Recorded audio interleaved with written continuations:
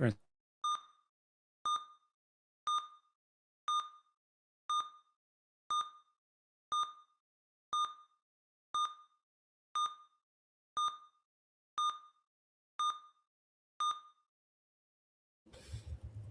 everyone, and welcome to Medicae's Orders. Trust us, we're doctors.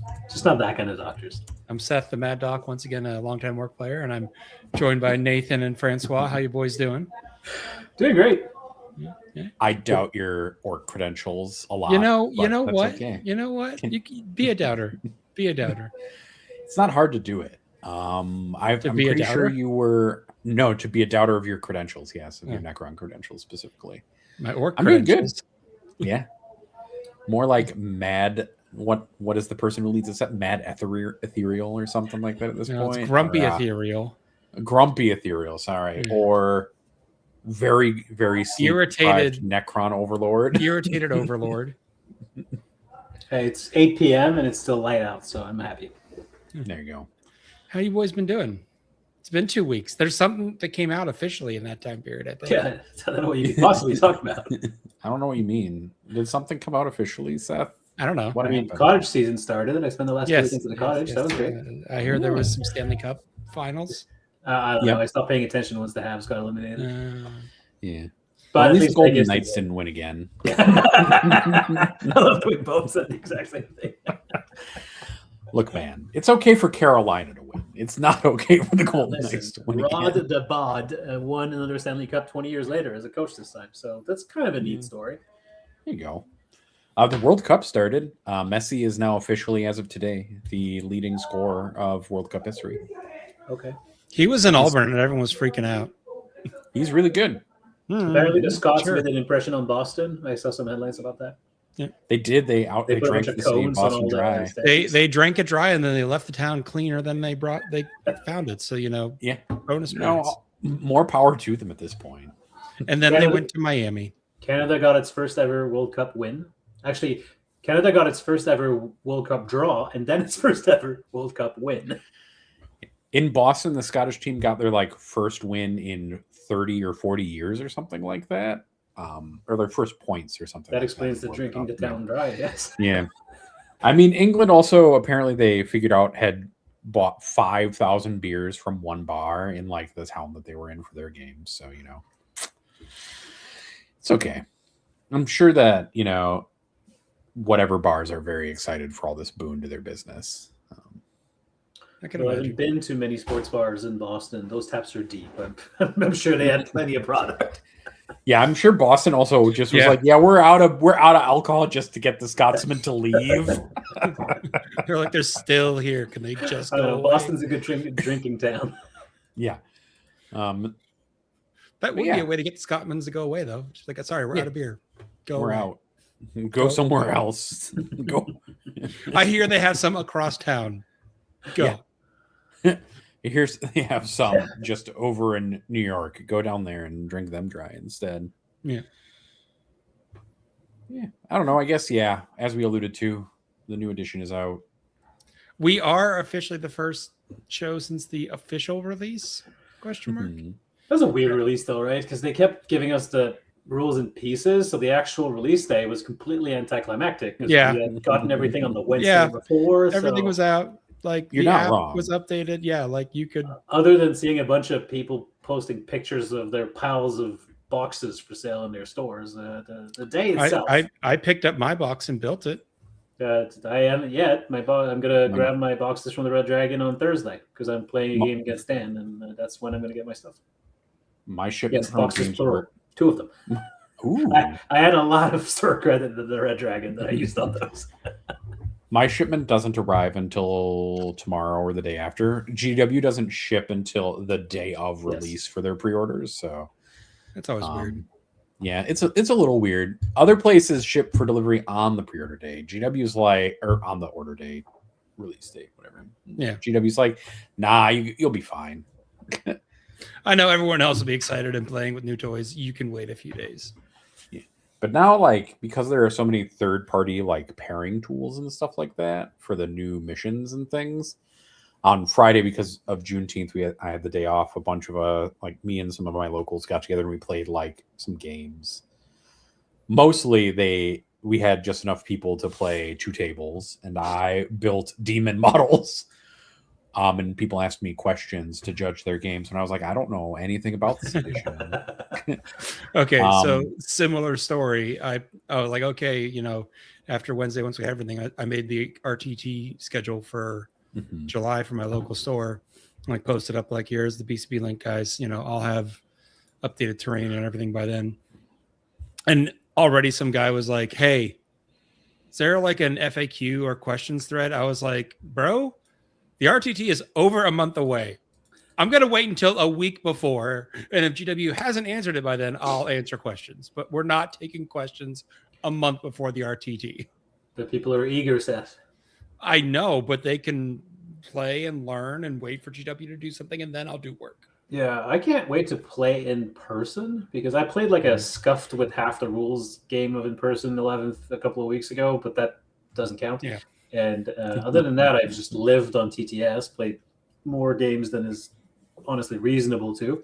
But I'm finally getting in-person games this week. I've got a game with a buddy on Wednesday, a game with the Red Dragon against Dan on Thursday, and then an RTT on Saturday.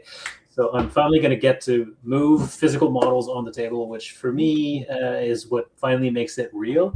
Because as much as I no longer loathe TTS with all of my soul, I still don't feel like it's the same. So in addition, an army, like I've been playing, for example, I've been playing lots of Knights on TTS because obviously we can talk about Knights later. But even though I own Knights physically, I haven't played with the actual models in years now. I think actually last time I played with Knights was last edition change because it's a great way to learn the edition. No, learn your rules. No, but last year, did I? You ran the triple Lancer. Oh yes, I tried to not think about that. I was like, there was this whole thing about Canada taking 2. I was actually talking about Imperial Knights, but you're correct. Yeah, okay, yes. Chaos Knights. Yeah, okay, fine. Splitting hairs. That was 2 years ago, wasn't it? No, that was this year. That was last year. Oh, damn, okay. Like 11 months ago, yes. Damn. Yep. And so the rules when I'm playing, I'm moving these destriers on the table on TTS, and I've never actually played with that specific model ever. My 2 are primed on my painting table right now, waiting for paint. And it doesn't feel fully real until you do, but 2. Saturday RTT. It's a big one, 30-some people. Yeah, that is a big RTT. Yeah, the dragon is going to be bursting at the seams. Damn. I don't know. Anything over 25 people at the RTT level is so funny to me because you're going to have 4, 3, undefeated. Yeah. Just like a few, depending on how many you've got. It's just which is fine. 3 games in a day. Yeah. Nothing wrong with it. The following week, yes, July 4th, for, I don't know, America's birthday, I guess, we're doing an Iron Man. So 5 games in a day. Nice. I'm definitely playing Knights for that because I ain't no fool. Last time I played an Iron Man, I played it with Hail of Doom Eldar, and that was a mistake. I'm showing up with 6 models, and that's it. That's perfect. The last Iron Man I played, I forgot to bring 30% of my knit army out of reserve and just went, well, fuck, it's dead. That makes the game faster. Iron Man's are silly. I really want an Iron Man here locally. I guess I need to meet the change that I want to make in the world and run it, but it's hard. 7:30 a.m. to 10:30 p.m. I think is the schedule. It's it's a day. The hardest part is convincing a store to let you do it. Is really the hardest part. The easiest part is getting some people to commit to 5 games in a day. The hardest part is getting a store to commit to opening at 7:30 in the morning. Yeah. I mean, if they just give you the keys. Yeah. Wait, Nathan, I have the solution. I have a 24/7 gaming space at my store. Okay. We have a 24-hour club that we can access. You can just come down here and run an Iron Man. Sure. I'll come down and run an Iron Man for you. I mean, I'll fly. I'm not going to drive down there. That's a lot of work. If I just get on a plane, the pilot does all the work, and that's all that there is to it. You hope. Right. Yeah. So we have all played games of 11th then? Yes.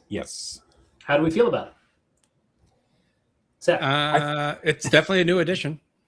Okay. Sure. I'm still trying to wrap my brain around so many things, and also trying not to overanalyze because I'm all right, I learned this thing in this one matchup against this one army running these detachments with this like it gets like, I think you were talking about it in the main show like the other week, Nathan, where you're just like the buckets that we can put the data in now get so precise, like try not to overanalyze too much, because you can really crank down on the how does this faction running these detachments under this disposition do on this mission against that faction running those disposition or detachments, and you're like, okay. So I kind of love that aspect, because it means that your matchup army, the army has the potential to be very different, unless everybody just plays Purge, of course. I mean, it does seem like everybody's playing Purge. Not a single person that I've met has been designing a list to play anything except it. Okay. I was playing Purge until I played the Purge Mirror. That was great for knights, by the way. Then discovered orcs don't like the Purge Mirror, because we have a bunch of units. The Purge Mirror is only good if you build tall instead of wide, and orcs only build wide. Then it was tall. like, oh, what else could I play? And then I ran down the tactical, the take and hold. I tried recon. I want to try disruption, but my brain, every time I try to read disruption missions, my brain just kind of goes, ee! and I stop thinking. Yeah, I've played a bunch of stuff. Priority asset, take and hold, purge. My not so hot take is that once it all settles down, we'll find out that purge is not actually the best disposition. It only seems that way because it's the most straightforward. But also, let's be honest, it's very easy to max primary in most dispositions if you build for it. Probably too easy. I have had too many games where my opponent scored 75 points plus in the last 3 turns. Yep. When I was watching games on Friday, and I was like trying to figure out if my experience was similar to them, like from my own test games, and I watched the same thing happen to 2 players who were kind of coming down to it, where one person had 5 or 6 cards in their hand, and they were just like, what if I just scored my hand for the next 2 or 3 turns and just pumped out? This sounds like a magic combo. Secondary max. It is.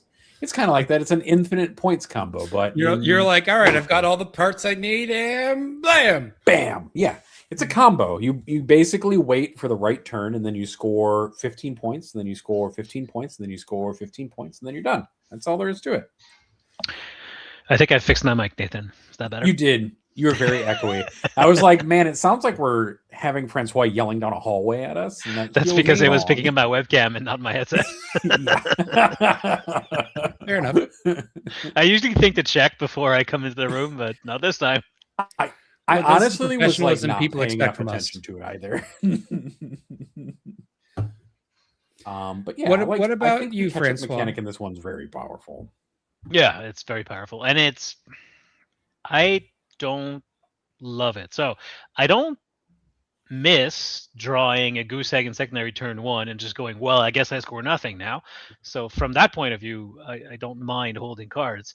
But what tends to happen is that you can 0 your opponent for the first 2 turns, and it doesn't matter, which feels frustrating. I like to play a lot of like early game heavy aggro armies, and so I'm having to recalibrate my tempo, because some of the things that I would used to do to sacrifice resources to keep my opponent's score down no longer matter, or in fact are actively detrimental, because all I'm doing is throwing away resources to slow down their score but not actually stop it. So that's a bit of an adjustment. I don't know if I like it. I like 11th so far overall. It's been fun, maybe only because it's different, but for whatever reason, I'm enjoying the games. I like the asymmetrical missions, but I think they're a little too easy. Yeah, I think also there's one of the problems I'm currently experiencing is that there's quite a bit of space in power and ease between, say, something like Purge and then something like Disruption on the other end, where it feels like Disruption is like a much harder mission pool to accomplish, but you can still score it if you design yourself for it. But Disruption is a significantly harder mission set than Purge or Take and Hold. Take and Hold is basically just 40k the whole time.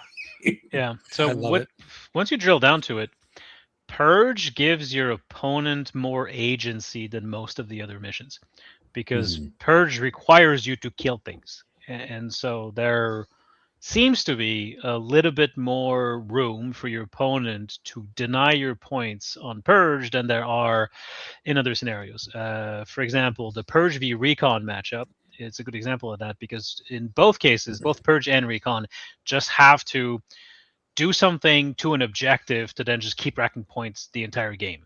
For the Purge player, it's kill something with a unit that then consecrates an objective, and then it's consecrated all game long. If you're into a matchup where you can just consecrate 3 objectives turn 1, congratulations, you have just scored 30 primaries turn 1, because they just keep adding up. But Well, no, your because Purge, no, they stay consecrated, buddy. No, I know that, but it's Yeah. only 6 points for the consecration. Yeah, times 5. That's 30. Does it score turn 1? Yeah. Oh, wow. But the Recon one doesn't score turn 1, but the Recon one is just do an action on the objectives. Yeah, and the So Recon one that's- jacks all the way up to 10, though. But Yeah. you can only do one of those actions per turn. So the best you So- can do is like 4, 6, 10 or something like that. So it's easier and harder at the same time, but it feels like Purge gives your opponent a little bit more agency. Now, it may not matter, because a lot of armies are just so killy that you're just going to do it. I've been playing a lot of Knights, and they definitely can do that. I've been having a ton of fun with Knights because it feels very good with them in this rule set. Part of that is that toe-in towering is a very powerful rule. But they So if already you had can- that. Yeah, but I mean, But the it's very difference is powerful now that on there's this actually, terrain like- set. Like There's every no walls anymore. Exactly. I was gonna Yeah, say, like now exactly. it's like you toe in, and if you need to, you can just walk through. Like and also the pieces are so big in a lot of the maps that you just suddenly you've unlocked 40% of a map. Part of the problem that I've the had is maps that have basically- the center ruin split are better than the so sure. Yes, but also a lot of them just have the big, like, what is it, 11.5 by 8 or yeah, something. that one is rough. That's a big square. It's have to be square. Yeah. I do like the return of this Dominus Knight, though, because it's been quite fun to pack it into my list in order to do it. I've been tempted to bring 2 instead of just the 1, because it is so funny to just march 2 +1 to hit if you're standing in a ruin Dominuses up the table at somebody with re-rolling the number And then of do it shots in on Gate one of Warrior, so they get sustained to the top. You Yeah, two need to they stop get sustained talking 1 about or knights. sustained 2 if they just stand in the middle and don't move. Which- Sustained why volcano are- lances. Come on, let's go. With re-rolling number of shots on You- things, You need to great, stop talking glorious, about knights, amazing. guys. I've always wanted to do Chaos Knights as a hobby project, and you're going to make me do it. Well, Chaos I Knights aren't as good as Imperial Knights at this specifically. I haven't tested it extensively, but at first glance, it looks like IK might be just a smidge stronger. I mean, Imperial Knights have always had the more traditional, like, shooting as like their thing that they do better. Well, than and they Chaos Knights. also- Chaos they- Knights in the previous. They took the I was like, despoilers wait, back wasn't- behind the shed. I was like, They timeout. did. Chaos Knights, like their build was So- triple to spoiler. Hold on. Yes. Hold on. So traditionally, though, Seth, Imperial Knights have been better at the shooting, and Chaos Knights have been better at the what if my carnivores came up and carved you into little pieces variant of lists, which is fair.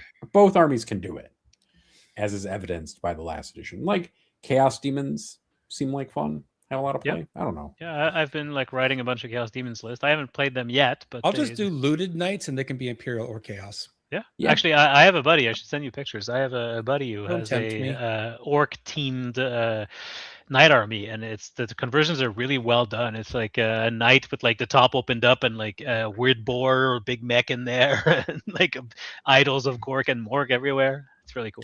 And Don't there's tempt no me. reason your Imperial Knights can't be Chaos Knights because of how easy it is to magnetize a bunch of the knights at this point.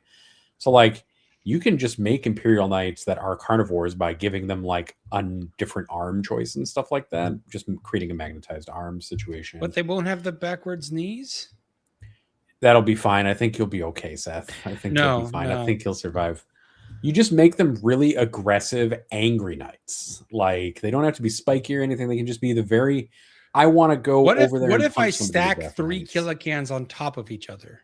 That'd be a great. Actually, I would would be love that. amazing. Could you make a Voltron Killacan where it's 2 Killacans that are the legs, 1 Killacan that's the torso, and 1 Killacan each that's on the arms? I think I'll make the Senate Torso a Death Dread. There you go. Yeah, And then Oh, a Grot Tank could be the head. I do have a few of those hanging you around. have a lot of Grot tanks you'd have no use for anymore. There you go. Now we're cooking. Now we're really cooking this conversion for Seth. Will that All, hold on? Does that still count as me being an orc player in this edition? can we put 5 Grot Tanks on top of each other and put like a fake trench coat over them? I do have some green stuff.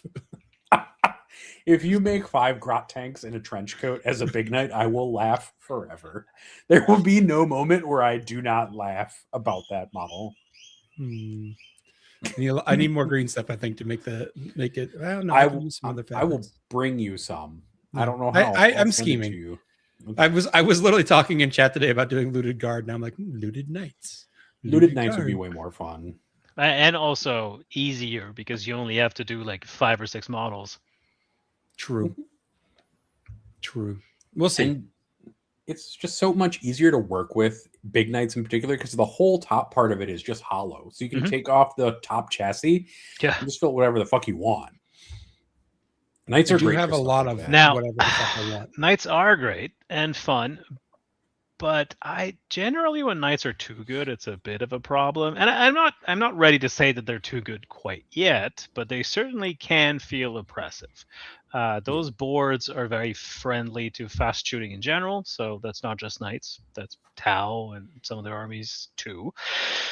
But when you're shooting a destrier downrange 22, 24 inches, then pivoting it for free to gain an angle and then like firing Why rate. did they bring that back? Yeah, and on those like oval bases, it's actually significant.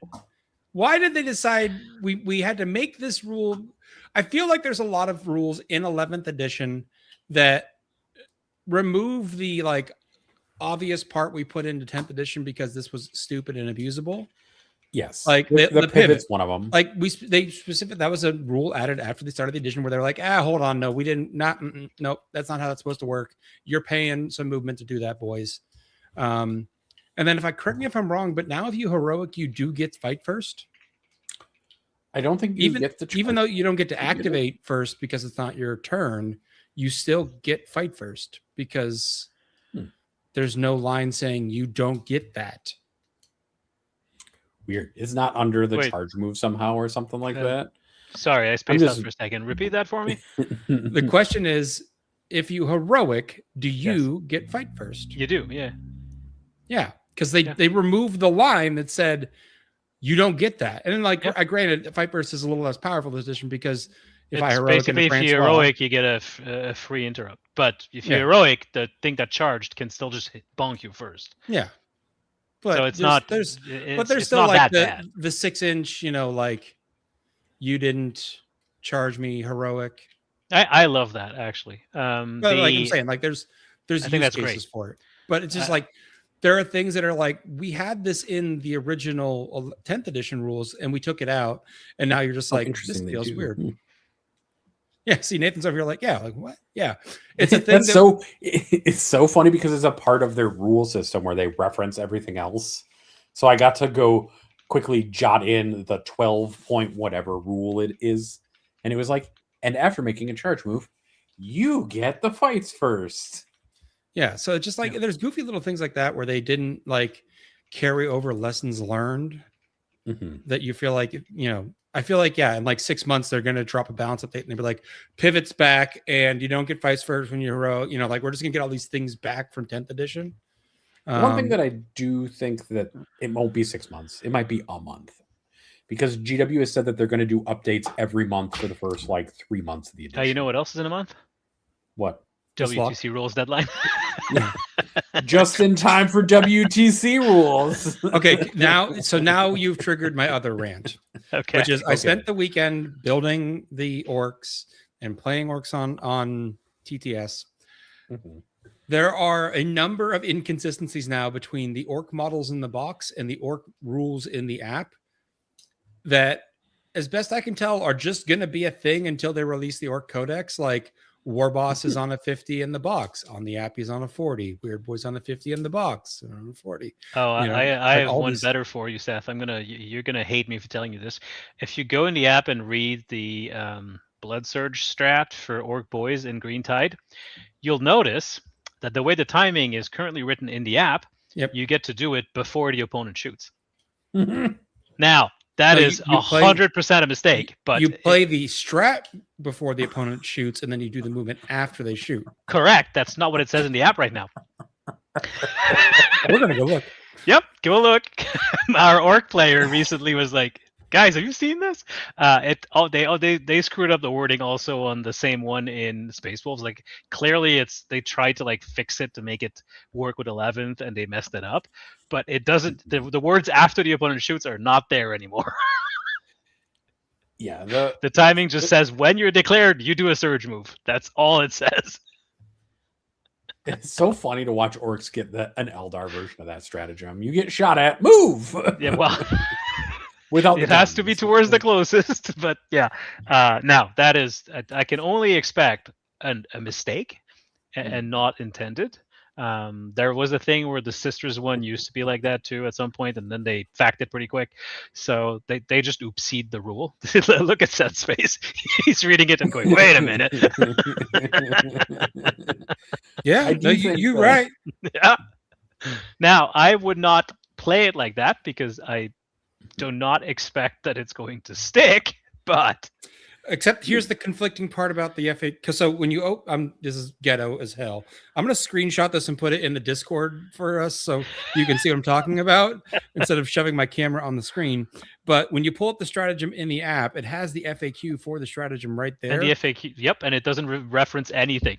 No, the FAQ says that you check to see if you have 10 or more models after the opponent has done the shooting. But the strat doesn't reference having 10 or more models if you read it in the app. Oh, Jesus Christ. Yeah, it's broken two different ways, I know. And then they still haven't addressed the, like, they still, like, have the original, like, 10th edition rule for the boys, which is if you have 20 or more models, you can add 2 leaders. But it specifically in that rule calls out if the unit is destroyed and the characters remain alive, the characters become 2 separate units with starting strengths of 1, which is not how characters work now. So it's like very clearly didn't even get looked at in the process. There's a bunch of 10th edition FAQ that just like does not really function fully. Yeah, there's like legacy copy paste stuff left in there. Yeah, there's like Necrons have some stuff that's like legacy stuff about when characters die and if the bodyguard comes back and stuff like that in very specific scenarios. And it's like, does this apply or not? These things don't happen this way anymore. Are we supposed to read the tea leaves as this is the intention of this stuff? Currently, if there's a Necron warrior unit with a Royal Warden and Oregon in it, there's some really weird stuff that happens if you kill all the warriors and then kill one of the characters, and then that character comes back, and then it starts reanimating from him, and then you kill the unit again, and then the other character comes back. When's the next GW open? I expect that loophole is going to be closed at some point, hopefully sooner than later. I'm not planning on playing Necron Warriors this way, but if you are playing Necron Warriors right now, if you have Orkin and a Royal Warden in the unit, and the unit gets completely wiped, you can just use the Awakened strat to bring one of them back. Then if you're next to a Ghost Hark and a Reanimator, you bring the other character back, and then some Warriors back, and then you get wiped again, and then you do it from the other character. I mean, this is clearly something that's not going to stay. No, it's not going to stay. Nobody gets to do this, guys. We can all be gremlins about it while we have the 2 weeks that we've got, essentially. All right, the good news. There's good news. Because everyone read my mind. You just have to kill them out of phase. Tacoma Open is July 17th. Yes. In like a month. All right. Therefore, thank you, Kara, for saying that was the next one so I could actually find it. But in theory, they should fucking fix their game before then. You'd hope. You'd think that would be the thing that they And would Francois, the 17th would be before rules cutoff for WTC. Well, here's right? the thing, though. In the past, there's been, I don't know if it's going to happen again, but I know that in the past, there have been GW Open rulings that were not official and were only like hearsay at GW Opens. No, that's not they what never I'm put saying. them anywhere. But I'm saying, in theory, if I'm Games Workshop and I want to present my game for the first time on a streamed platform, I would hopefully have cleaned up all the doesn't work rules. Sure, but in theory, if I'm Games Workshop, I wouldn't have played GW Edmonton on release weekend with the old edition either, right? So who knows why they do what they do? Was it even a release weekend? I mean, they started. It didn't feel like it. Thursday, no, and actually, I know because I got the emails because I was registered for Edmonton until I realized it was a tremendous waste of time and decided to save my money and not go. They twice emailed the attendees to not update their app, which is very funny. Because the app updated on the Wednesday, so if you update your app going into the Saturday, also you don't have your rules anymore. It's not just the app updated; they loudly advertise the app updating on like their website and like with multiple content creators. I'm not a developer, but I feel like it would be trivial to have a toggle in the app that switches editions. I don't know. Look, man, you can probably ask Claude Code to do it for you, and or whatever that coding AI is. It's Claude, right? Look, man, the app is. I want to commend them at least because the app launched with a lot of bugs, and they fired 2 updates out really quick. They did because in our in the stat check Discord, someone was pointing out if you attach a character to a unit and then delete the unit, it bricks your app. They fixed it the next day. Yeah, that was good. That was cool. Yeah, they fixed it. That. It also happened with games. Yeah, yeah. And they also pointed out in the app that refer to the MFM about leader and support roles, which the MFM I was very confused when it wasn't a PDF, and it's its own web page now. Oh, that's because that's the app points the MFM. It's just the app is a glorified web browser / PDF reader. Yeah, but it's that was oh shit, sorry. And now another rant. So playing a game this weekend, trying to look up a rule, specifically the rule. And so this is how Seth learns. Seth reads things and can remember the photo of the page. And so I remember we're playing and I'm we're debating about whether or not a unit should at the end consolidate and touch another unit. And we're fairly certain that other unit gets to fight. But we were trying to find it in the rules, and we couldn't find it. That's called overrun. Well, no, that's if you. I think it's still called overrun, but yeah, it's not. No, okay. Okay, just pause for a minute, honey. I'll get you there. So I remember specifically, it is not in the numbered rules that says if I tag a unit in the consolidate move that hasn't fought, it gets to fight. It's a box to the side. Outside the numbered rules on the consolidate page. I remember it. And so I can't find it in the numbered rules in the app, but I remember on the PDF. Let me go pull the PDF up. I don't have the PDF on my desktop. So I go off to GW's website and I pull up the downloads page on Sunday. I pull up the downloads page and I click on, they have nice little tabs in the downloads. I click core rules. And I download. It was fucking 10th edition. I was reading it and I was like, I swear it's here. I can't find it. And I scrolled. Then I realized I was reading some rules of interaction. I was like, that's not how that works. And then I was like, this is fucking 10th edition. They left the old stuff up. Very funny. Well, you can't expect them to work on a weekend. Besides Edmonton, who else was playing 10th? Most of the events over the weekend were still playing 10th edition, actually. Shut up. I don't want your stats and your logic. The only events there were 4 GT-sized events that played 11th edition, and they were all over the fucking map. Hey, Votan has a 100% win rate in 11th edition. There's only one player, but nerf Votan. They're nerf Votan. It's statistically broken. Their army rule does do a lot more work now. We broke Nathan. Remember those small pools of data we were talking about? Also, Necrons, 42% win rate. They need buffs. I'm so well, they deeply got them. upset. So like, there's a part of me that just got so upset that I had to mute my microphone. Good.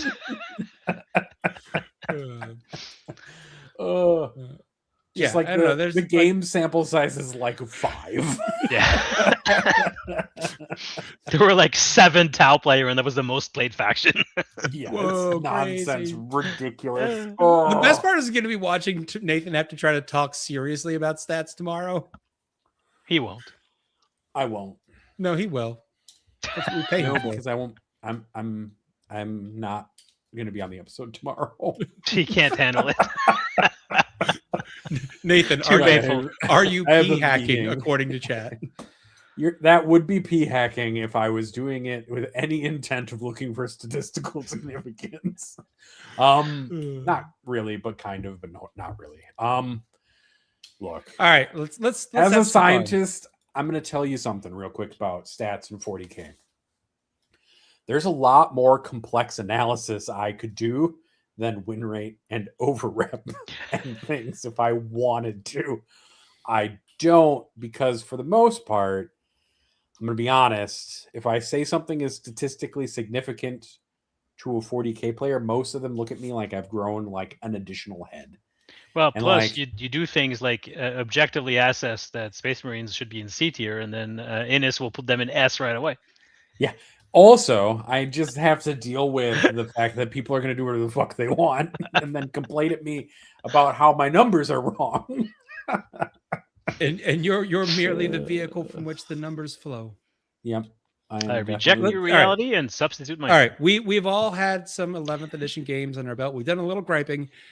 What is your favorite 11th edition moment thus far in the games you've played? Oh, that's a great question. Favorite moment. I played a game where there were 2 D6 explosions that both added up to more than 20 mortal wounds each. Now, that's not specifically an Yeah, I 11th was like, edition that's thing, just bad fucking luck. but it was quite remarkable. I love explosions, especially D6 explosions. Actually, that part is somewhat an 11th edition thing. You end up, it feels like you end up more clustered. The games that I've played so far, stuff has been close, and maybe that's just the nature of the armies I've been playing, and it's again very small sample size, but those explosions were as brutal as they were because everybody was fighting in the same tiny area of the board. Yep. I mean, one of the things that GW has definitely done is they've gotten everybody kind of into everybody's 9-inch coherency kind of inherently packs them closer together because their units are more tightly packed. Yep. And so because you're not stringing units out to create screens, in order to screen now, you have to create multiple like units kind of close together. And then with pile-ins and like everybody doing them all at once, like everything gets really intermingled really quickly, right? Yeah. And the 'Cause boards there's so also much feel tandem way movement. more open. You're right. It's not just terrain-wise. I mean, it feels like there's more empty space on the boards. Yeah, it definitely feels like it, especially if you look at the layouts from like the top down and you're looking at how those different pairings maps kind of look.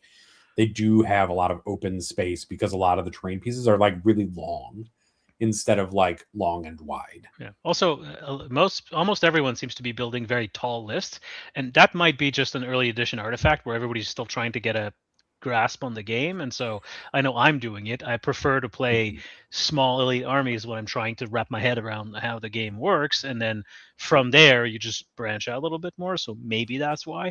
But anecdotally, the games that I've played and watched have been much lower on unit count than in the past. So that's also perhaps why the boards feel so open.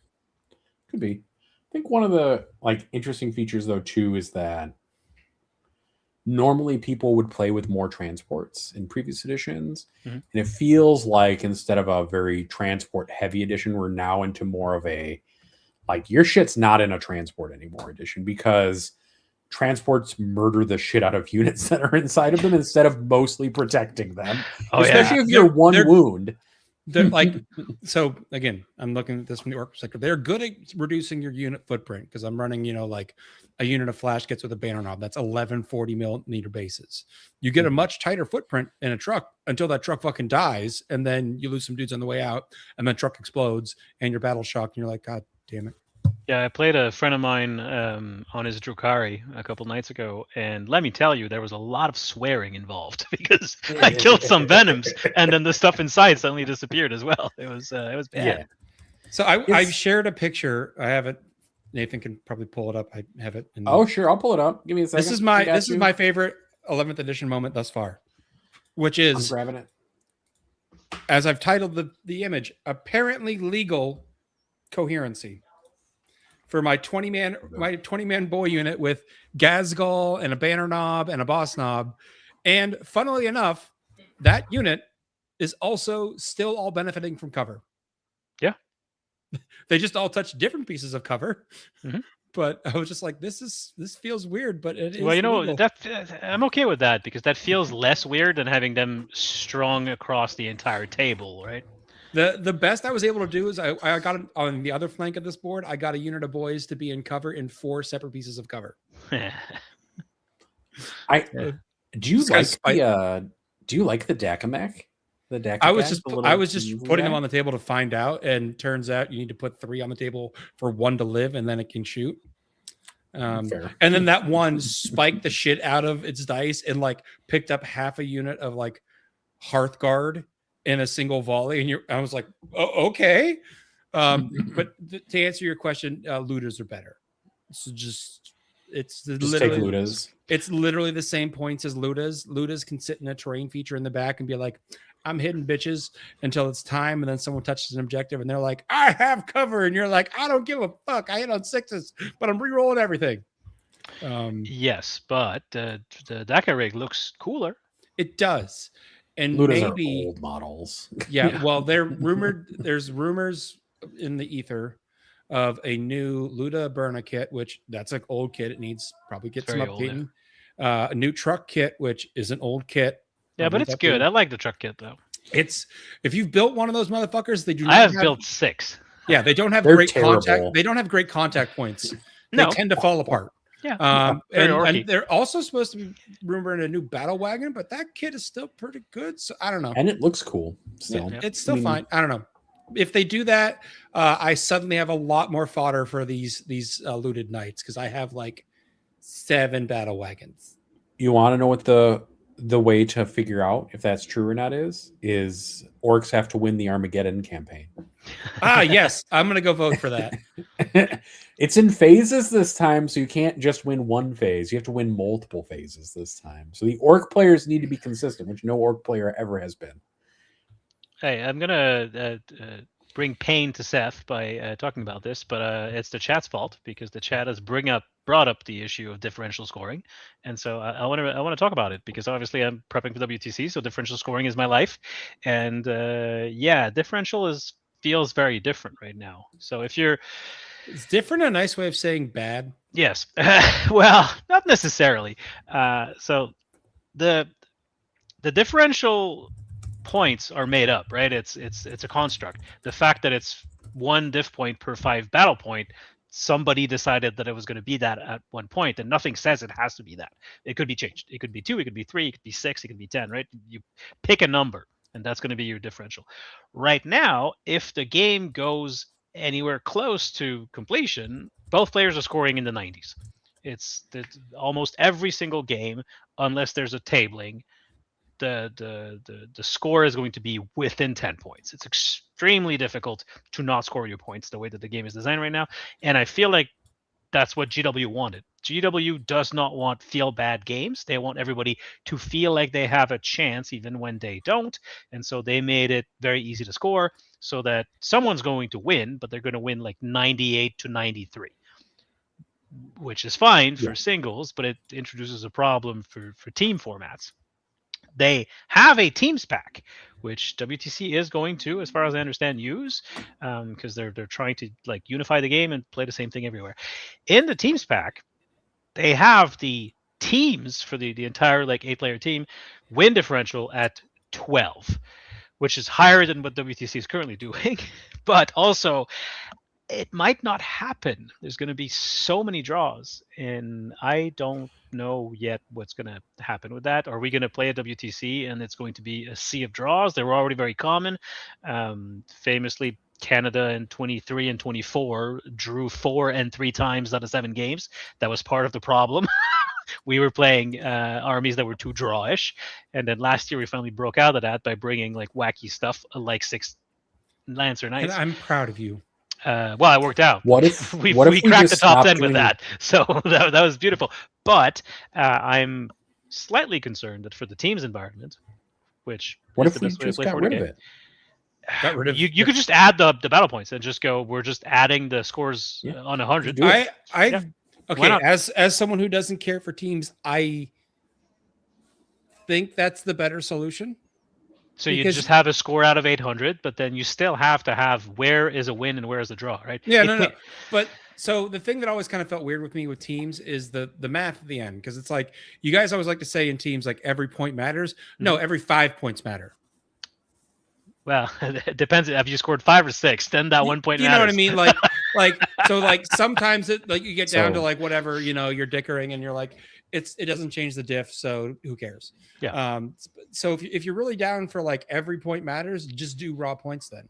'Cause then I'd be okay with that, but in the then you team are spec, literally it's not what scrapping GW for did. every single point. Yeah, so I would be fine with that. That'd be different, but different doesn't have to and be then you bad. still like I understand you have to draw a line of the difference between the two total teams, but then it's like It could be 401 to 399 wins. That'd be fine by me. I well, don't it's just care. like if I lose by 3 and Nathan wins by 2, normally that 5 point difference doesn't matter. It would still be 10 10 10 10. So Now now it matters. what if I told you that we have a pre-existing method in which we determine who wins these things? It is called one team Coin flip? just has more points than the other team. Is it coin flip? Because I know they did that at the GW Kansas. I'm just coin- putting this out there is that the historic way that we did this is if one team has more points than the other team, they usually win most things. And I'm just I putting it hear out there. is that We is that could just they're do it doing at that? They're 800. doing that in the World Cup this year, right? That's Yeah, right. That's how you do the World Cup. That's how the Stanley Cup works too, and the NFL. Yeah, What about wait? Okay, let's choose a higher scoring sport. What about like basketball? Do they Yep, differ? they, do use, they have they do that too. They do it there. really? Mhm, yeah, And are you telling me that like the NBA champ only won by like 5 points at the end? it might be. It could That be. would have been within diff, right? That Yeah, would have been a they tied. tie. That would have been a draw. Mm. Hey, listen, GW now finally has an official teams pack, which is exciting. But there's still a diff table in that pack. I'm just saying. We have a historic, long-running do- method for which I we could do this, like and we KR decided Quinn's just opinion. not to. Teams are the playoffs. There should be no draws. Correct. No draws. We should Only keep wins. playing extra periods until there's a winner. Yeah, and that's Or- in this, and it was hilarious. I mean, Yes. sad. God, what was it? Was it 8th edition was the last time we had random game length, or was it 7th? It was 8th edition where you could roll off for some stuff. Yeah, Yeah, that was a time. it was like on a 4-up you did round 5, and like a 5-up you did round 6 or something like that. Didn't GW Opens used to have like a tiebreaker extra That's- round? that's Yeah. what it is. They yeah. added turns. Yeah, they added Yeah. turns. They would just, and then they would just be like, you just care about Might primary. have been 7th. But yeah, like at the end of the day, either differential needs to narrow to the point where it's almost like a point of difference. Like Yeah. at a certain point, it might just have to be 3 points or something like that.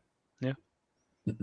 And like you're just gonna have to deal with that, or you just switch to just doing the 1 point difference and just rolling with it, right? Yeah.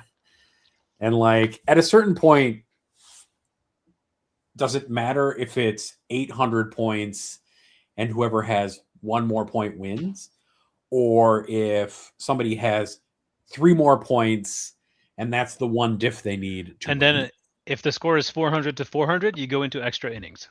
Yeah. You have 2 people fist fight is what you do. You have them go on to the side. Actually, you Side bring yard Mike and Brandt just- out and he flips a coin That's exactly what happened. He comes down from the ceiling. in a parachute. He just Yeah. lands. I hear there's a draw. Lands, There'll be no flips a draws. coin. And then goes back up into the plane for another round when the next time there's a draw. Yes.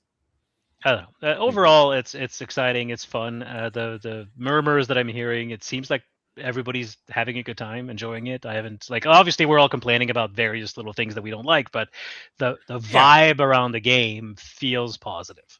I'm overall like enjoying the change. I can't tell you if I think it's a better game system than 10th was, or I'm just excited to try something different.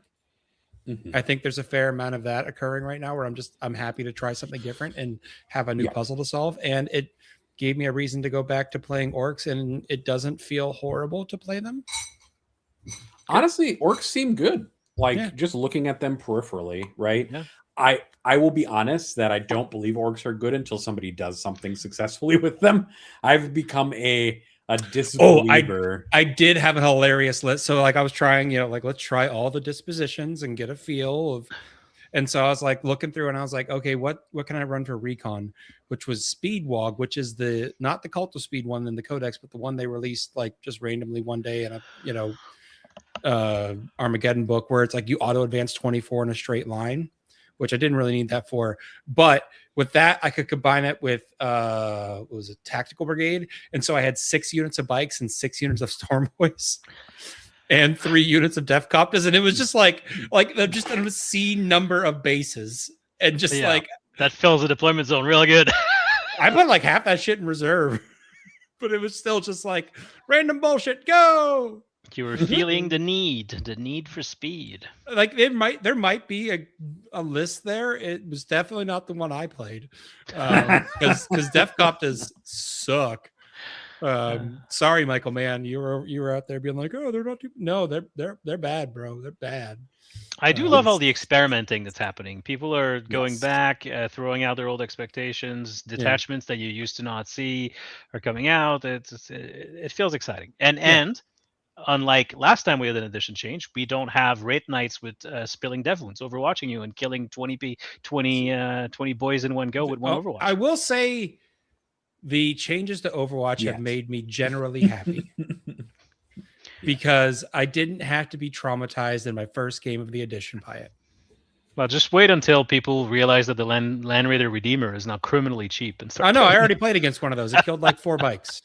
And then Wazdaka beat it up and threw it into space. Nice.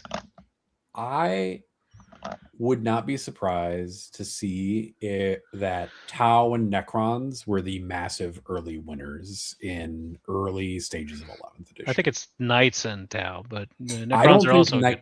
I don't think Knights can pull it off against Necrons specifically or Tau specifically. That's just from watching people play. I have not played the Tau matchup as Imperial Knights personally. But to be fair, I've also chosen not to use the Necron rules fully as written, expecting that weird loophole with the characters coming back and then reanimating the other character. That feels fake. Yes. So I've not been doing that. If you do that, yes, it's kind of broken. Yeah. I'm existing in the space where those rules exist for at least a month. So like for the month while those rules exist, I feel like Necrons are probably going to be the best army in the game, followed by some combination of Tau, Imperial Knights, or whatever fast gun ends up being good outside of that. Like CSM are still good. Defilers are still a perfectly good shooting platform. They're just really expensive.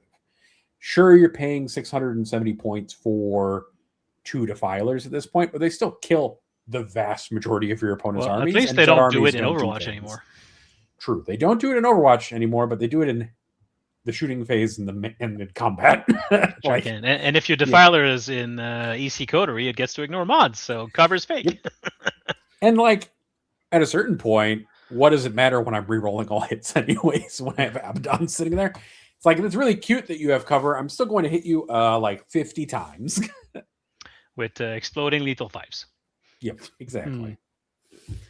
And I will say the one thing that I don't like about how 11th edition working right now is actually how good small arms fire is into big things.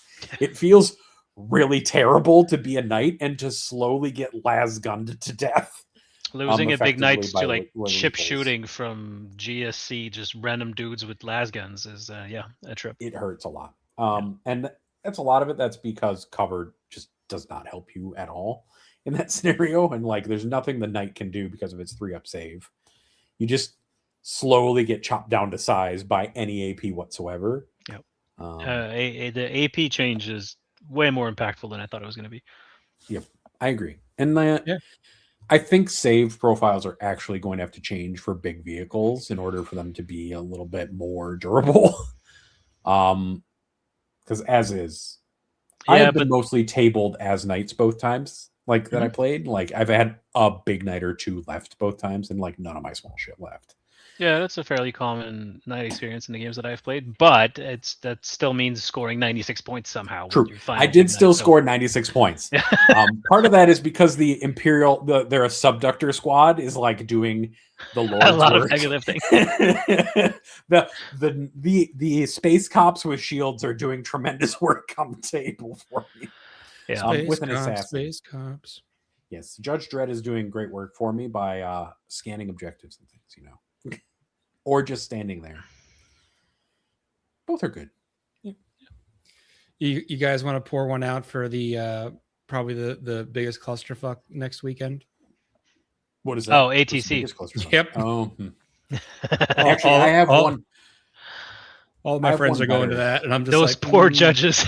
I don't feel bad for anyone going there. I feel bad for the judges. I don't feel bad for the judges. Yeah. They'll be okay. I want to pour one out for something specifically, Seth, and I think Francois, you will also want to pour one out for this. So give me just a second while I share it. Come on, you can do it. I promise you. Pour one out for Caiaphas Cain. Yeah! I don't have to play guard. Who immediately to legends.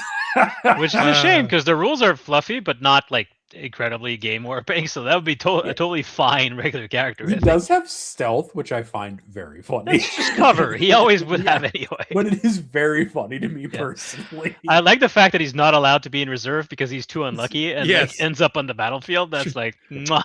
Is it trapped by? Yeah. He has to be in. It's called trapped by excuses. Transport. Yeah. He has to be on the battlefield. He can't go in reserves. He can't be in a transport. He's got to be on the battlefield. Yeah. Oh man, he can be embarked in a transport, but it has to be the transport. But the transport does it have to be an open top salamander driven by Jurgen?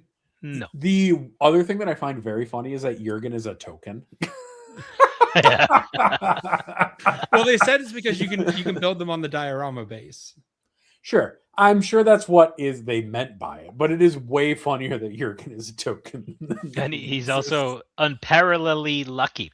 Once per game, 2-up pinfall. The only thing I'm disappointed by on this data sheet is that the best duelist in like the entire system is strength 3 AP. At least give him lethal hits. Yeah. Or something. He kills space marines in melee combat. Let him do something. He takes out a brood lord.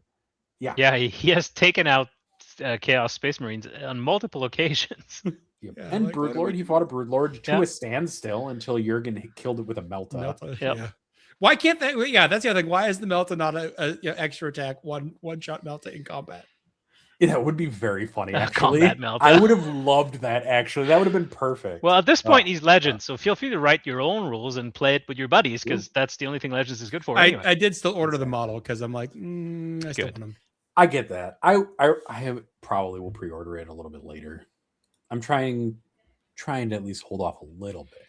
I'm on to the third book in the series now. On my it's good. It's a good series. Yeah, no, I mean, I've read them all way back when, but I'm redoing the audiobooks now. I think I've read the omnibuses, but there's 2 after that I haven't looked at. I should go back and read them.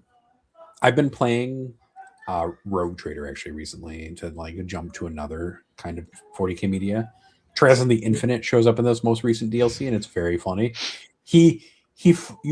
You fucking meet him once, and then he fucking follows you around, just being a dick. Like that sounds like Travis, yeah. Lower accurate. You like go up to your Rogue Trader captain quarters, and you're like looking around. You're like, why is some of my trophies missing? And he teleports next to you, and is like, and then like teleports away, and you're like, what the fuck? That's funny. I love the idea of Trazen meeting one rogue trader who And like just trolling the hell out of that one trolling the specific shit out of rogue that trader. one specific rogue trader. Like you steal one thing from him, and he's like, I'm gonna follow you for the rest of your existence. Well, to be fair, if I was immortal, that's the kind of stuff I would do to keep myself entertained. So it makes Yeah. sense. Yeah. Yeah, it is very It's funny. like to just Q have him- in Star Trek. Yeah. I I'm recently I think I'm started like maybe watching 10 Next hours into Rogue Generation. Trader. But It's I really think I'm good. like It's 10 really hours. good. I'm clicking with it more than I clicked with Baldur's Gate because at least, Yeah. the universe makes more sense to me. If you follow character build guides as well, it's much Yeah, you did. You easier shared a bunch of and them, easier. and I currently have like 5 tabs open on my computer. Yeah, you with kind of all have to, because otherwise Yeah. I will say it is like a little. It does make me a little less invested because I don't understand what I'm doing, but I can tell I'm getting better. I read every tooltip for everything that I buy as like I'm going through it because I'm like, I want to understand more of the math that's involved.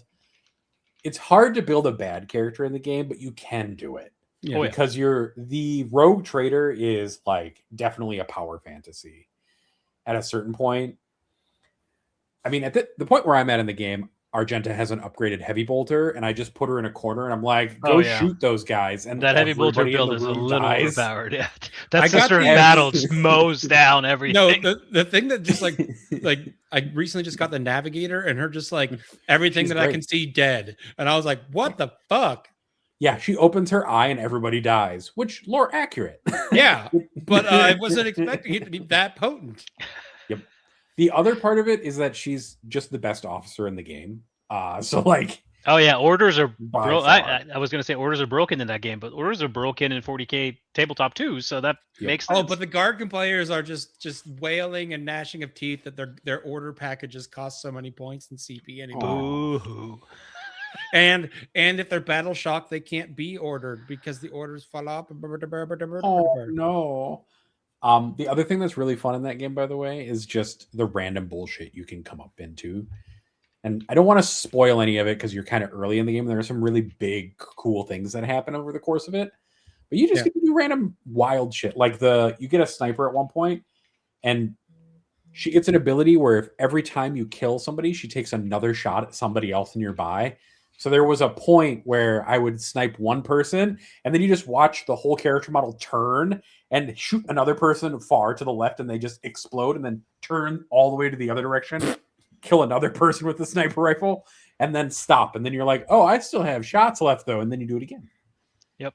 Okay. I love playing the Space Wolf dude, but he's objectively bad because he's so big that he takes 4 squares. So you end up like They made him so much better. They buffed him quite they have substantially fixed in the that? patches. Yeah, they buffed him quite substantially in the Okay. patches.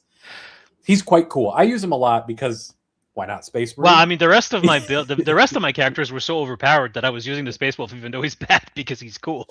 My tech priest just fucking plasma bombards people. A friend of mine laughed recently because he's played quite a bit of Rogue Trader and he saw what my party was, and it is 2 melee characters, which are my Rogue Trader and Ulfar, and then 2 ranged characters and and 1 officer. And he's like, you could have more officers. I was like, but why? 1 extra turn is enough 90% of the time. But you could have 2.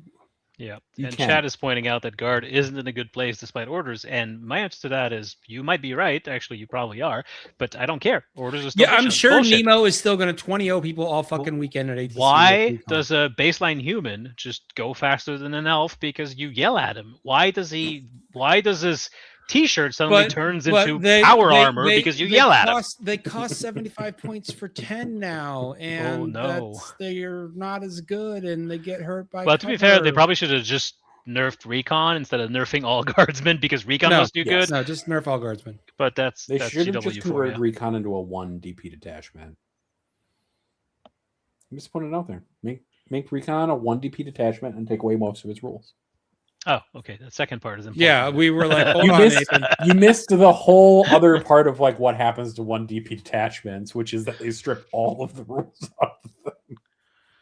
So there was another thing that we talked about that we wanted to talk about and important on the show, and we have to sell Nathan on the concept of Chuck. So I have good news and bad news for you. Okay.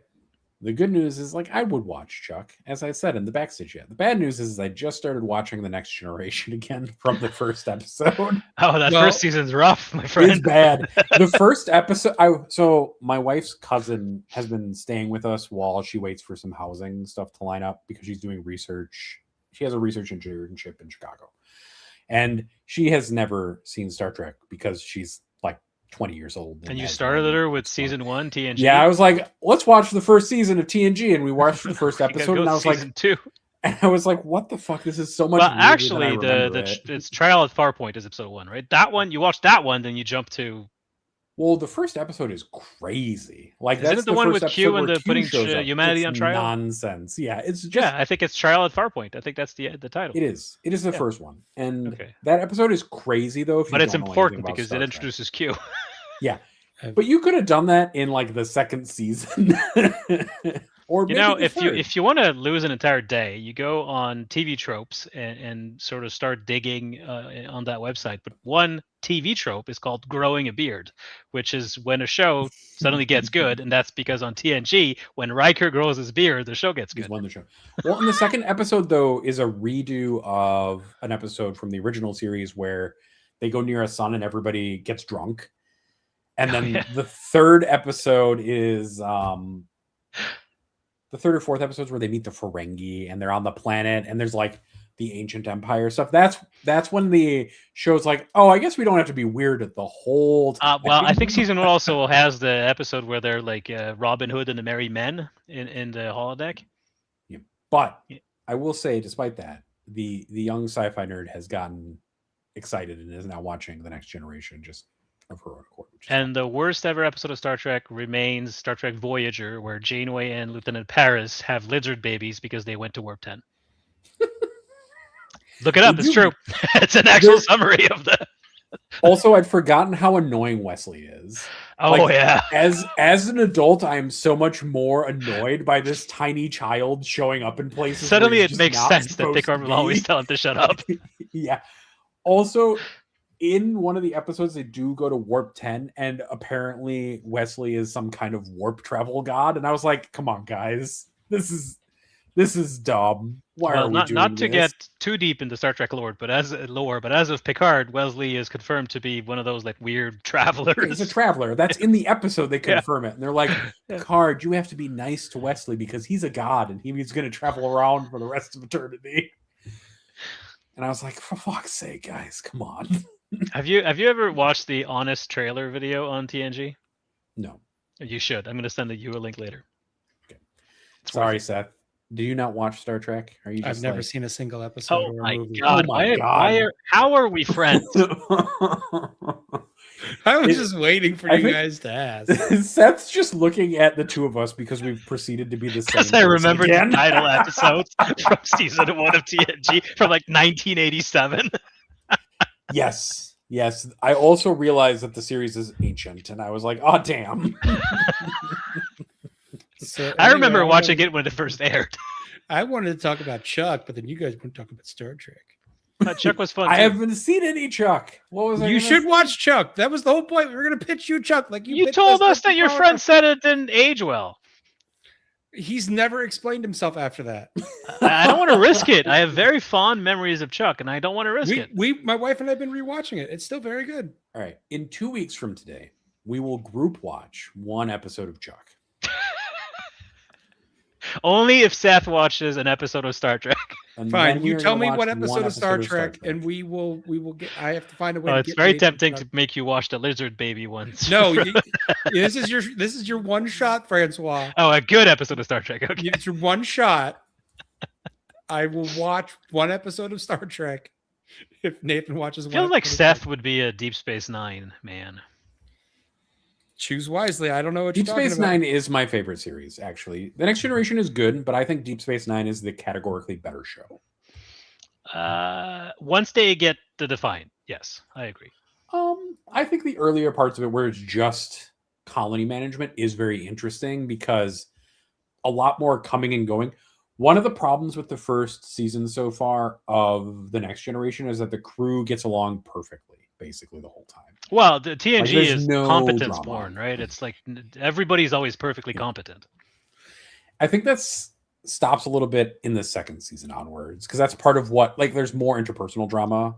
Well, from because there if your forwards. characters are all infallible, that it's boring. I'm just going to be in exactly. text chat talking to the chat about Chuck. Oh my! All right. Francois, Seth, pitch me on Chuck. Do it. Well, so yeah, I'm already in tech chat. So, do you remember like in the Matrix where they like just stick a chip in you and you could just like learn kung fu? Yeah. What if you Everybody could- remembers the Matrix. Yes. Well, so what if there was a way to just download all of the government's intelligence on everything into your brain? Could be problematic, particularly if you say are a dude working at a Best Buy. And the government doesn't have a way to get those secrets out, so now they have to protect you, and they occasionally shove you in front of things to see, like, do you remember anything about this person? And that basically spawns the entire episode series of Chuck sees Thing, Chuck remembers intel on Thing, and then they do secret agent shit, and it's also extremely nerdy. And I'm fairly certain in the contract of the show, Yvonne Stravinsky, the beautiful blonde woman in the show, has to get down to at least her underwear at least every episode. So that's nice. And then Adam Baldwin beats the shit out of people. Do you think that last part might be why your friend said that it might have not It aged might well? be, yeah. Shut up! Don't think so hard. Casual sexism. That's why I was tapping my fingers. I Don't was think like, so hard. Don't think Look. so hard. It's very similar to where I was at in the James Bond game, where he meets a brilliant geneticist, and she's immediately like, "But what if we fucked?" It was on network TV. There was no nudity. Calm down. I mean, There it's wasn't any basically nudity in this either. So it's very much like Secret Agent spoof. Is Yeah. Chuck with a very sort of nerdy slant to it. twist. Yeah. Mix James Bond and the Matrix, and then spoof it, and that's what you get. Like I was just watching it with my wife. Like I said, there was a whole like Enter the Dragon, kung fu based episode. And then there's the muscle, the secret agent man. That's the Baldwin. That's not one of the Baldwin brothers. The other Baldwin. Yeah. The fourth Adam Baldwin, not one of the brothers.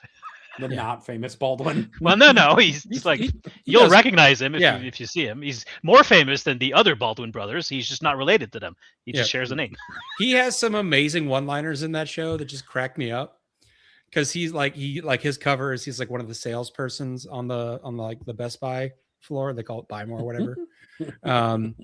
And at one point, like someone's trying to like get Chuck, and like his character's name is Casey. Casey just chucks a microwave into the guy's head and just knocks him out and goes and like runs into the camera frame and goes, "No, that's what I call moving some merchandise." And then starts dragging the body off, and you're just like, "What the fuck?" I'm not entirely sure you're selling it to Nathan.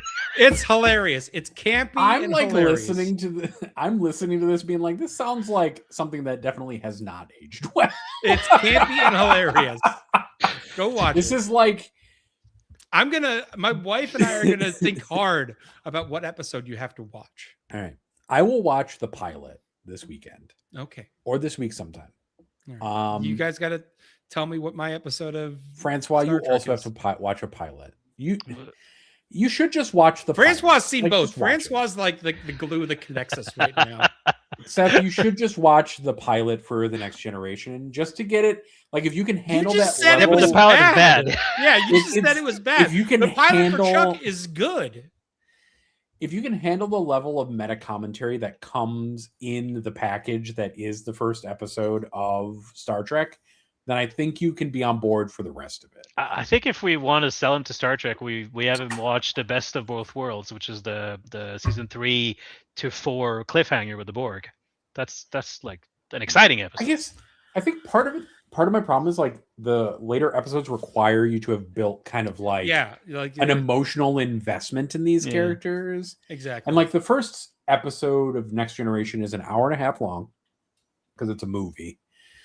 Basically, it's two episodes. I think people have forgotten that TV used to be 45 minutes. And they long used to do per episode. 26 episodes a season. There are 178 episodes of Star Trek. There All are of them 7 44 seasons. minutes. But the first, if you can't buy into kind of the core conceit of the pilot, then you're not going to like the rest of the series very much. It isn't great. It obviously suffers from some some of the writer drama and stuff that was happening during the first season production of Star Trek Next Generation. But yeah, reading Gene Roddenberry's Wikipedia page is a trip. yeah, the first season's bad because Gene Roddenberry had too many hands in it. And they went through a lot of writers during the first season. Roddenberry got sick, unfortunately, and that led him to back out a little bit. And the second season onward went better because of it. Because there was less. So you're telling me he was poisoned? Roddenberry was really good. He just had some thoughts about the way that the Star Trek Next Generation show should be run that didn't jive really well with how it should be run. That's all. So KR points out in chat, and I think it's a great time for a segue, that we have convinced him to buy the Dungeon Crawler Carl books, and he says, "What do we think about the announcement of the series?" Wow, just lose Francois. We did just lose Francois. He's like, I don't want to talk about Dungeon Crawler Carl. I'm going off and doing my own Star Trek podcast. Bye. I don't know what button I clicked, but I definitely. You were like, I'm so mad about Dungeon Crawler Carl. Fuck you guys, I'm leaving. I literally just accidentally bumped my mouse and kicked myself out of the room. So it officially, like, it's been talked about, but officially announced that it's going to be on Peacock. They've purchased the full season of Dungeon Crawler Carl, so they didn't commission a pilot. They just said do a whole season. So it seems like they're confident. It's with Seth MacFarlane's studio, and it's going to be live action. You could do it. I mean, it's just going to cost a lot fucking more. Or you do it like the early BBC Doctor Who episodes, and it's just like really campy fake special effects, and someone puts a lampshade on their heads and pretend they're an alien. You can do that. Which actually you can sort of just hand wave that by saying it's the AI being weird.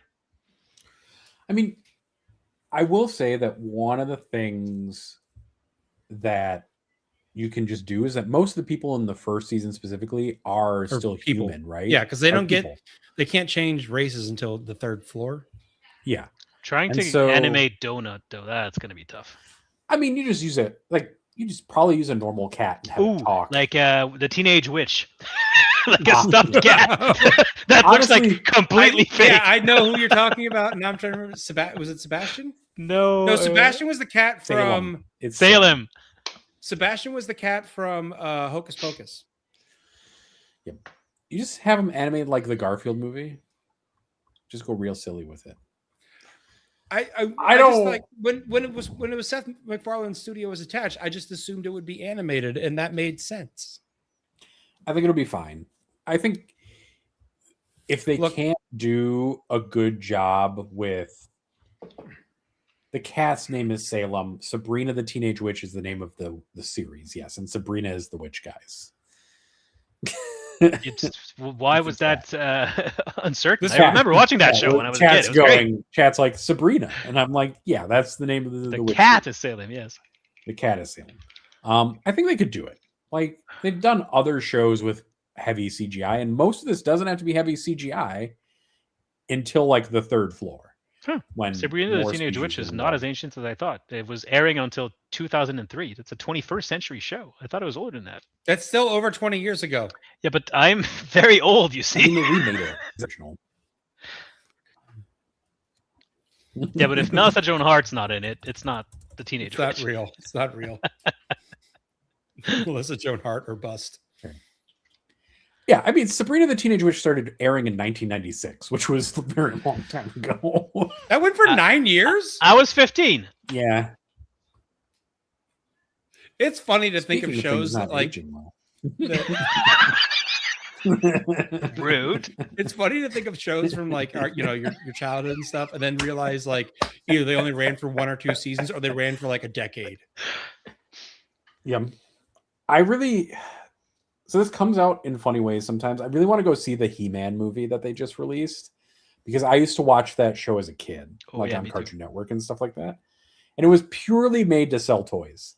That's all it was. Is they were just trying Hasbro or Mattel or whoever made it. And in my case, succeeding. I had all those toys. Yeah. We're gonna go. I'm gonna go watch that at some point just because I am amused by it. Not as happy with the casting of Skeletor because I kind of think that. Yeah, but you can't actor's see his really face at least, so you know.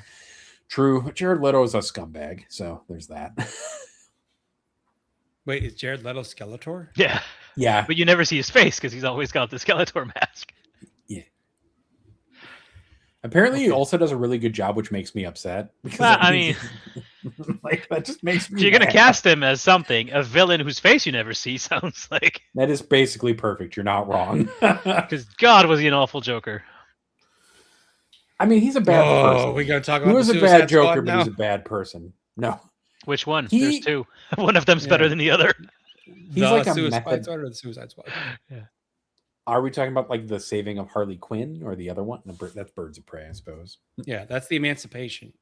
Sorry, the Emancipation of Harley Quinn. Yeah, get it Look, right, I have Nathan. opinions about the DCEU. Okay, It was originally just Birds of Prey, motherfucker. How did we end up here? I don't know, guys. the original Suicide Squad movie was fine if you went into it with the concept of it is summer action movie. Sure, that's most Marvel films. Correct. People went into it with I'm much excited higher about the new Spider-Man expectations. movie. Me too. I'm I'm excited excited about about the Spider-Man Supergirl. The comic Woman of Tomorrow that it's based on is amazing. It's Cool. well worth the read if you want to look at like Supergirl comics. And I'm hoping that the movie is just as good. Now, Lobo is not in the comic, is in the movie, but because Jason Momoa seems like the perfect casting for that, I'll allow it, and I'm looking forward to it. Jason Momoa is a very good casting choice for Yes. it. Because Lobo just kind of He is feels the like main that is man. how he sounds all the time. Like that to me, Jason Momoa and Lobo are just the same person. Like It's like Ryan Reynolds and Deadpool. You're like, this Yes. person was meant it's to be just that. right. That we just had to like. We do should that just one. have a movie review podcast instead of a 40K podcast. You know, I used to Good. listen to one and it was really good, and then it died. So I think there's a space in the market. Look, we could advertise ourselves as a movie review podcast, and we'd probably get more people watching. I mean, how many do we have watching right now? 30, Y'all like 30. movies, right? Go tell 30. your friends to come watch our 40K movie podcast review. The show was called Uh, Real Fans for Real Movies. It was good. I liked it. I will also say that I'm excited. I want to go watch Spider Noir because it's out on Amazon now, and Mhm. I really did enjoy the idea that trailers are.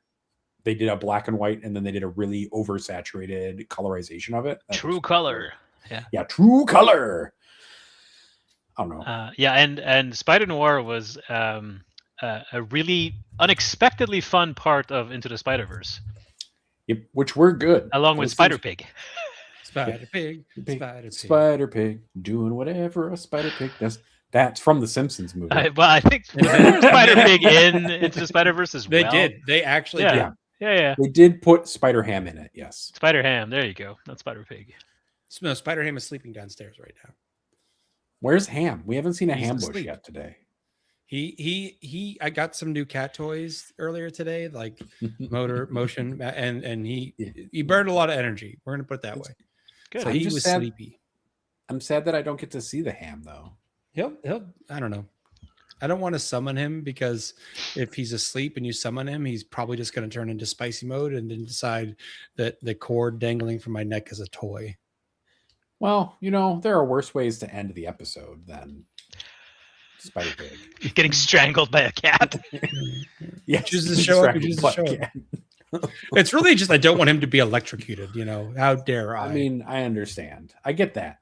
There's a Paw Patrol movie coming out. I'm looking at upcoming films. Like a list of Wait, them. are we can doing this? review? Yeah. So let's see. I'm like 2026. looking. I'm just seeing what's coming out over like the next couple of months. I mean, What's coming out? Let's say all right, we got Supergirl we is got, yeah, coming out Supergirl this at the week, end of the right? month. Yeah. Toy Mhm. Story 5 just came out.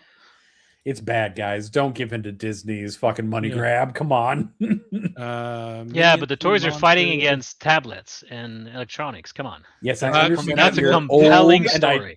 yes, Nolan's the Toy Odyssey Story comes out 5 is in for 05. the Toy Story 5 is for people like Francois who hate technology. Yeah. It's not They, kids they've also anymore. announced Shrek 5. Listen, those movies are not for kids; they're for us. There's another Evil Dead movie coming out. Yeah. Nostalgia sells. Nothing new under Mhm. the sun. They just keep selling us the same Well- 1980s nostalgia. The live In the action Gray- Moana comes in out the in Gray's July. out. Okay, that is an outrage. That animated movie was perfect, and there was no reason to redo it. And The Rock looks absolutely ridiculous with that earpiece. The new Odyssey movie is coming out Yes, mid-July, that's- which does I- look cool. I mean, think it's that one looks Nolan. I'm cool. gonna go see whatever Nolan makes. I always go see because I'm a Nolan fanboy. It has a bunch of reasonably good actors in it. Tom Holland's in it. Matt Damon's in Reasonably it. good Yeah. actors. Yes. Okay, so now we're doing movie. They're not like trivia. the best So, ones, but they're pretty right? good. Christopher Nolan Look, is a Tom big name. Holland plays Spider-Man really well. Sorry, Yes. Seth.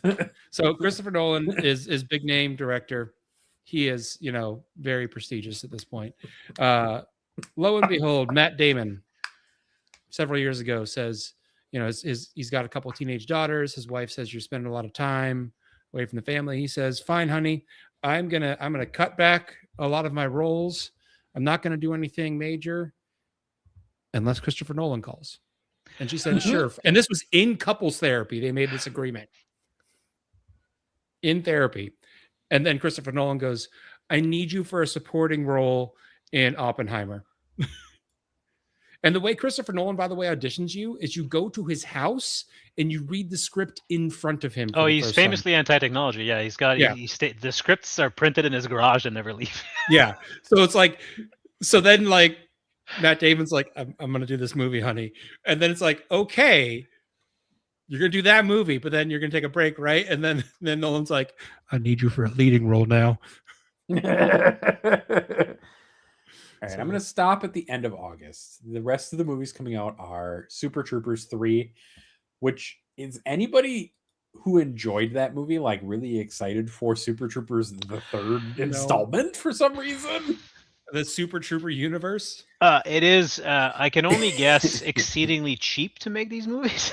Yeah. No, because they're putting them out once every 10 years. Yeah, but it's not like they're doing any CGI for those things. Apparently, there's a Green Day origin movie coming out, a history biopic for Green Day. Oh, it's a fake documentary. It's a mockumentary. I watched the trailer. It actually looks kind of funny. It's called Nimrods. Yeah. I watched the trailer for that.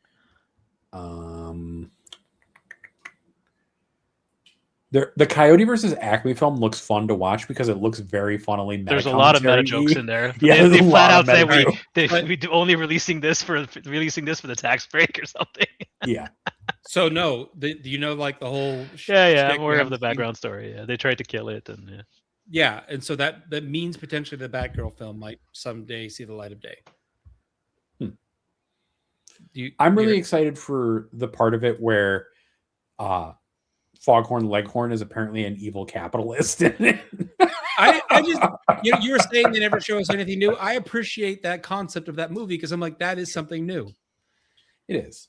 Is that's is it? It's Who Framed Roger Rabbit. Sure.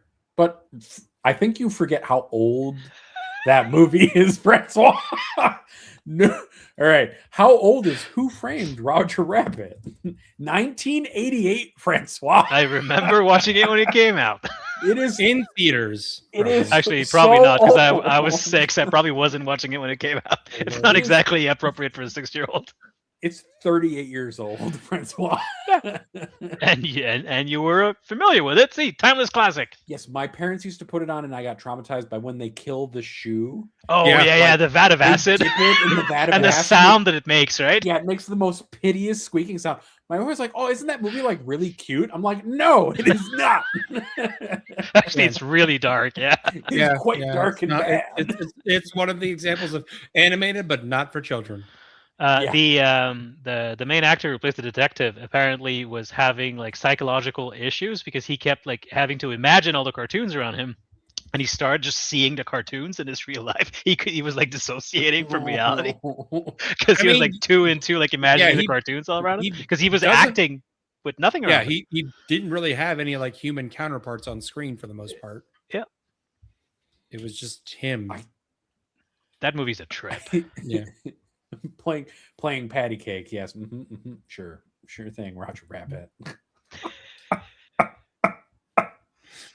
All right, on that note, we've hit nearly 90 minutes.